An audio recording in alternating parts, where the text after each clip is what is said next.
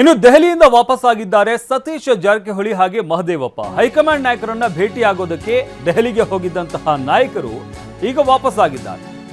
ನಿನ್ನೆ ವರಿಷ್ಠರನ್ನ ಭೇಟಿಯಾಗಿ ಚರ್ಚೆ ಮಾಡಿರುವ ಉಭಯ ನಾಯಕರು ಎಐಸಿಸಿ ಅಧ್ಯಕ್ಷ ಮಲ್ಲಿಕಾರ್ಜುನ್ ಖರ್ಗೆ, ಪ್ರಧಾನ ಕಾರ್ಯದರ್ಶಿ ವೇಣುಗೋಪಾಲ್, ರಾಜ್ಯ ಕಾಂಗ್ರೆಸ್ ಉಸ್ತುವಾರಿ ಸುರ್ಜೇವಾಲಾ ಈ ನಾಯಕರನ್ನ ಭೇಟಿಯಾಗಿ ಈಗ ವಾಪಸ್ಸಾಗಿದ್ದಾರೆ. ಎಚ್ಸಿ ಮಹದೇವಪ್ಪಗೆ ಸಚಿವ ಸ್ಥಾನ ತಪ್ಪಿರುವ ಹಿನ್ನೆಲೆಯಲ್ಲಿ ಅವರು ಭೇಟಿ ಮಾಡೋದಕ್ಕೆ ಅಂತ ಹೋಗಿದ್ರು, ಈಗ ವಾಪಸ್ಸಾಗಿದ್ದಾರೆ. ಸತೀಶ್ ಜಾರಕಿಹೊಳಿ ಮಾತನಾಡ್ತಾ ಇದ್ದಾರೆ, ಏನು ಹೇಳ್ತಾರೆ ಕೇಳೋಣ.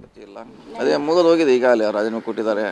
ನಿನ್ನೆ ಸಿಎಂ ಹೋಗೋವರೆಗೂ ಕೂಡ ಅವ್ರು 14ನೇ ತಾರೀಕು ನಾನು ಕೊಡ್ತೀನಿ ರಾಜೀನಾಮೆ ಅಂತ ಹೇಳ್ತಿದ್ರು. ಸಿಎಂ ಕೂತ್ ಅರ್ಧ ಗಂಟೆ ಚರ್ಚೆ ಬಳಿಕ ಡೇಟ್ ನ ಚೇಂಜ್ ಮಾಡ್ಬಿಟ್ಟು ಹಾಕಿ ಕೊಟ್ಟಿರುವಂತದ್ದು. ಅಲ್ಲ ಮೇಡಮ್, ಕೊಡೋದಂತಿ ನಿಜ ಎಲ್ಲ ಒಪ್ಕೊಂಡಿರೋ 14 ಏನೋ 12 ಏನೋ 10 ಏನೋ ಕೊಡೋದಂತಿ ಒಪ್ಪಿದ್ರಲ್ಲ, ಅದನ್ನ ಬದಲಾಗಿ ಪ್ರೀಪೋನ್ ಮಾಡ್ಕೊಂಡಿರ್ಬೋದು.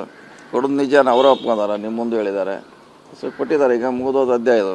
ಗುಂಪಾಗಿ ಎಲ್ಲರೂ ಹೋಗಿ ಬೆದರಿಕೆ ಹಾಕಿ ರಾಜೀನಾಮೆ ಇಸ್ಕೊಂಡ್ರು ಅಂತ ಆರೋಪ ಮಾಡ್ತಾ ಇದ್ದಾರೆ. ಅಲ್ಲ, ಬೆದರಿಕೆ ಹಾಕುವಂಥ ಕಾಲ ಇದಲ್ಲ ಅದು. ಒಬ್ಬರು ಹಿರಿಯ ರಾಜಕಾರಣಿಗೆ ಬೆದರಿಕೆ ಹಾಕಿ, ಅದು ಸಭಾಪತಿ ಅದೇನಾಗಿಲ್ಲ, ಮುಗಿದಿದ್ದು ಈಗಲೇ ಕೊಟ್ಟಿದ್ದಾರೆ, ಸ್ವೀಕೃತಿನೂ ಆಗಿದೆ. ಸೊ ಇನ್ನು ಹೊಸಬ್ರನ್ನ ಆಯ್ಕೆ ಮಾಡ್ತಿದ್ದು ನಮ್ಮ ಪಕ್ಷ. ಬರದ ಅಧ್ಯಯನ ಎಲ್ಲ ಮಾಡಿದ್ರು ಸರ್, ಪರಿಸ್ಥಿತಿ ಏನು ಬರಗಾಲ ಘೋಷಣೆ ಮಾಡ್ತೀರಾ? ವರದಿ ಬಂದ ಮೇಲೆ ವರದಿ ಕಳಿಸ್ಬೇಕು ಕೇಂದ್ರಕ್ಕೆ, ಅವರೇ ಬರಬೇಕು. ಮತ್ತೆ ಬಂದ ಮೇಲೆ ಅದಕ್ಕೆ ನೋಡೋಣ. Thank you. ಖಾತೆ ಬದಲಾವಣೆ ಬೇರೆ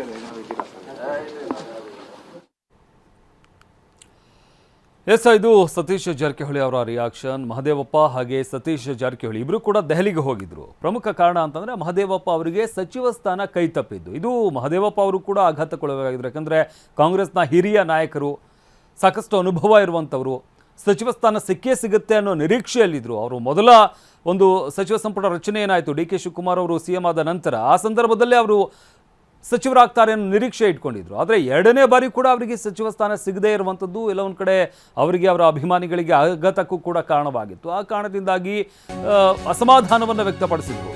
ಈಗ ಅವರು ದೆಹಲಿ ನಾಯಕರನ್ನ ಭೇಟಿಯಾಗಿ ಬಂದಿದ್ದಾರೆ.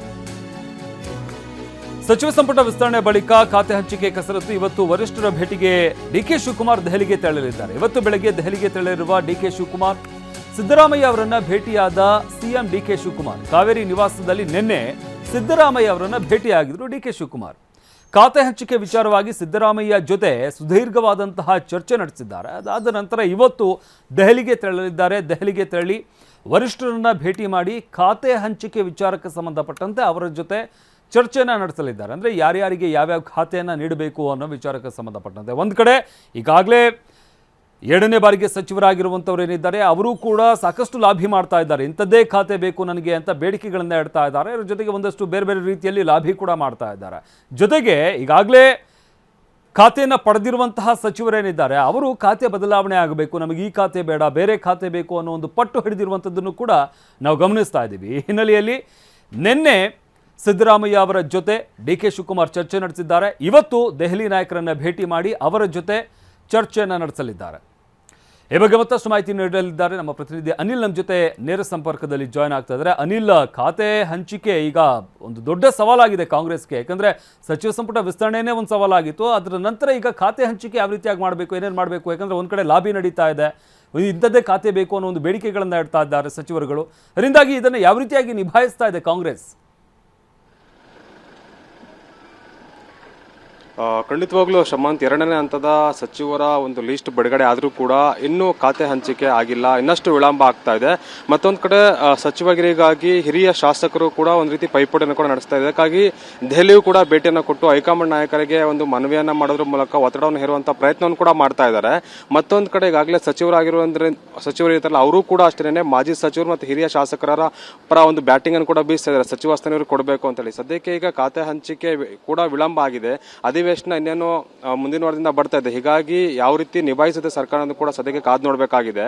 ಮತ್ತೊಂದು ಕಡೆ ಇದೇ ಬೆನ್ನಲ್ಲಿ ಎಸ್ ಸಿ ಮಹದೇವಪ್ಪನವರ ಕೂಡ ಈಗ ಎರಡನೇ ಪಟ್ಟಿಯಲ್ಲಿ ಹೆಸರು ಕೂಡ ಕೈ ತಪ್ಪಿತ್ತು. ಹೀಗಾಗಿ ಅವರು ಕೂಡ ದೆಹಲಿಗೆ ಭೇಟಿಯನ್ನು ಕೂಡ ಕೊಟ್ಟು ಅಲ್ಲೂ ಕೂಡ ಎಐಸಿಸಿ ಅಧ್ಯಕ್ಷ ಮಲ್ಲಿಕಾರ್ಜುನ್ ಖರ್ಗೆ ಸೇರಿದಂತೆ ಅಂದರೆ ಈಗ ಅಲ್ಲಿನ ಹೈಕಮಾಂಡ್ ನಾಯಕರನ್ನ ಭೇಟಿಯನ್ನು ಮಾಡಿ ಇಲ್ಲಿನ ಮನವರಿಕೆಯನ್ನು ಕೂಡ ಮಾಡಿ ಬಂದಿದ್ದಾರೆ. ಸದ್ಯಕ್ಕೆ ಈಗ ಅವ್ರ ನಿರೀಕ್ಷೆ ಇತ್ತು, ಆದರೂ ಕೂಡ ಅವರಿಗೆ ಸಚಿವ ಸ್ಥಾನ ಸಿಕ್ಕಿಲ್ಲ. ಮತ್ತೊಂದು ಕಡೆ ಈಗ ಅವರ ಪರ ಸತೀಶ್ ಜಾರಕಿಹೊಳಿ ಕೂಡ ರಾಬಿ ನಡೆಸಿರೋ ಮಾಹಿತಿ ಲಭ್ಯ ಆಗ್ತಾ ಇರುವಂಥದ್ದು.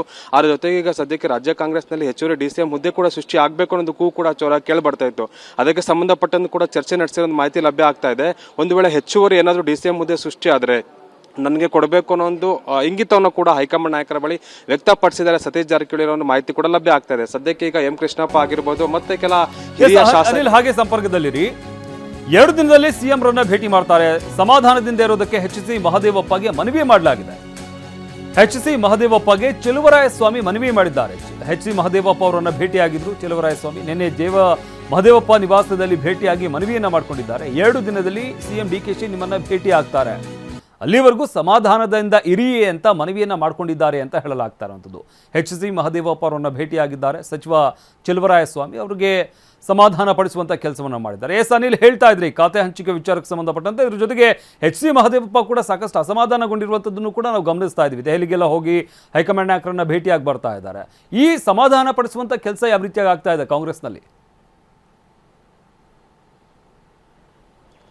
ಖಂಡಿತವಾಗ್ಲೂ ಶಮಂತಿಗೆ ಯಾರೆಲ್ಲ ಅಸಮಾಧಾನಗೊಂಡಿದ್ದಾರೆ ಅವರನ್ನ ಸಮಾಧಾನ ಮಾಡಿಸುವಂತ ದೊಡ್ಡ ಸವಾಲಿಗ ಕಾಂಗ್ರೆಸ್ನ ನಾಯಕರ ಮುಂದಿರುವಂಥದ್ದು. ಖುದ್ದು ಸಿಎಂ ಡಿ.ಕೆ. ಶಿವಕುಮಾರ್ ಅವರೇನೇ ಈಗ ಆಕಾಂಕ್ಷಿಗಳೆಲ್ಲ ಯಾರಿದ್ರು, ಅವರು ಬಹಿರಂಗವಾಗಿ ನಾನೇ ಆಕಾಂಕ್ಷಿ ಅಂತ ಯಾರೆಲ್ಲ ಹೇಳಿದ್ರು, ಅವರ ಮನೆಗೆ ಭೇಟಿಯನ್ನು ಕೊಟ್ಟು ಸಚಿವ ಸ್ಥಾನ ಕೈ ತಪ್ಪೋದಕ್ಕೆ ಏನು ಕಾರಣ, ಮತ್ತೆ ಹೈಕಮಾಂಡ್ ನಿರ್ಧಾರವೇ ಕಾರಣ, ಮತ್ತೆ ಹೈಕಮಾಂಡ್ ಎಲ್ಲ ರೀತಿಯಲ್ಲಿ ಅಳದೆ ತೂಗಿ ಈ ಒಂದು ನಿರ್ಧಾರಕ್ಕೆ ಬಂದಿದೆ. 2ನೇ ಪಟ್ಟಿಯ ಒಂದು ಬಹಿರಂಗ ಯಾವ ರೀತಿ ಆಯ್ಕೆ ಆಯ್ತು ಅನ್ನೋದನ್ನ ಖುದ್ದು ಸಿಎಂ ಅವರು ಭೇಟಿ ಕೊಟ್ಟು ಅವರಿಗೆ ಒಂದು ಮನವರಿಕೆ ಮಾಡುವಂತ ಕೆಲಸವನ್ನು ಕೂಡ ಮಾಡ್ತಾ ಇದ್ದಾರೆ. ಜೊತೆಗೆ ಈಗ ಯಾರೆಲ್ಲ ಸಚಿವರಿಗೆ ಆಯ್ಕೆ ಆಗಿದ್ದಾರೆ ಆ ಒಂದು ಸಚಿವರು ಕೂಡ ಅಷ್ಟೇನೆ ಆಕಾಂಕ್ಷಿಗಳು ಯಾರೆಲ್ಲ ಇದ್ರು ಹಿಂದೆ ಅವರ ಮನೆಗೆ ಕೂಡ ಭೇಟಿಯನ್ನು ಕೊಟ್ಟು ಅವರನ್ನ ಸಾಂತ್ವನ ಮತ್ತೆ ಸಮಾಧಾನ ಮಾಡುವಂತ ಕೆಲಸವನ್ನು ಕೂಡ ಮಾಡ್ತಾ ಇದ್ದಾರೆ. ನಿನ್ನೆ ದೆಹಲಿಯಿಂದ ಬೆಂಗಳೂರಿಗೆ ವಾಪಸ್ಸಾದಂತಹ ಮಾಜಿ ಸಚಿವ ಎಚ್.ಸಿ. ಮಹದೇವಪ್ಪ ಅವರ ನಿವಾಸ ಕೂಡ ಅಷ್ಟೇನೆ ಚೆಲುವರಾಯಸ್ವಾಮಿ ಕೂಡ ಭೇಟಿಯನ್ನ ಕೂಡ ಕೊಟ್ಟು ಅಲ್ಲಿ ಅವರನ್ನ ಸಮಾಧಾನ ಮಾಡಿಸುವಂತ ಕೆಲಸವನ್ನು ಕೂಡ ಮಾಡಿದ್ದಾರೆ. ಸದ್ಯಕ್ಕೆ ಈಗ ಅವರು ಬೇರೆ ನಿರ್ಧಾರವನ್ನು ತೆಗೆದುಕೊಳ್ಳಬಹುದು ಅಥವಾ ಹೈಕಮಾಂಡ್ ನಾಯಕರು ಒಂದು ಭರವಸೆ ಕೊಡ್ತಾರೆ ಅಂದ್ರೆ ಈಗ ಬೇರೆ ಸೂಕ್ತ ಸ್ಥಾನಮಾನವನ್ನು ಕೊಡ್ತೀವಿ ಅಂತ ಈಗ ಸುರ್ಜೇವಾಲಾ ಕೂಡ ಹೇಳಿದ್ರು. ಸೊ ಈಗ ಹಿರಿಯರನ್ನ ಕಡೆಗಣಿಸಿದಂತಹ ಹಿನ್ನೆಲೆಯಲ್ಲಿ ಅವರಿಗೆ ಪಕ್ಷದಲ್ಲಿ ಬೇರೆ ಯಾವ ರೀತಿ ಸ್ಥಾನ ಕೊಡಬೇಕಾಗುತ್ತೆ ಅನ್ನೋದನ್ನು ಕೂಡ ಆಲೋಚನೆ ಮಾಡಬೇಕಾಗುತ್ತೆ. ಸದ್ಯಕ್ಕೀಗ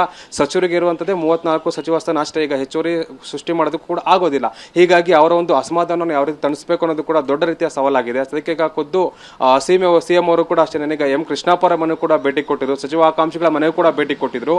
ಟಿ.ಬಿ. ಜಯಚಂದ್ರ ಅವರ ಮನೆಗೂ ಕೂಡ ನಿನ್ನೆ ರಾತ್ರಿ ಭೇಟಿಯನ್ನು ಕೊಟ್ಟು ಅವರನ್ನು ಸಮಾಧಾನ ಮಾಡುವಂತ ಕೆಲಸವನ್ನು ಕೂಡ ಮಾಡಿದ್ದಾರೆ.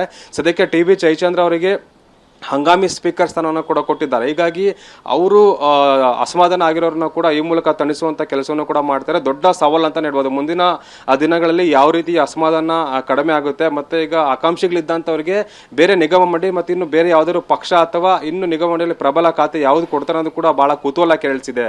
ಶಮಂತ್, ಧನ್ಯವಾದ ಅನಿಲ್ ನಿಮ್ಮೆಲ್ಲ ಮಾಹಿತಿಗಾಗಿ.